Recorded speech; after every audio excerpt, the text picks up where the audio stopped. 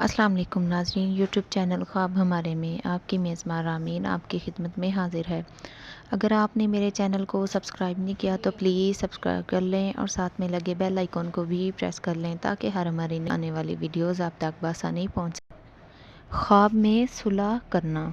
اگر خواب میں دیکھے کہ کوئی صلح کرتا ہے تو اس امر کی دلیل ہے کہ اس کی عمر دراز ہوگی، اور اگر دیکھے کہ صلح میں کسی کو فساد دین کی دعوت دیتا ہے تو اس کی دلیل ہے کہ اس کو راہ دین اور صلاح خیر کی دعوت دیتا ہے، اور اگر دیکھے کہ کسی کو غصے کے ساتھ دین کی صلاح دیتا ہے تو اس امر کی دلیل ہے کہ اس کو فساد اور شر کی صلاح دیتا ہے۔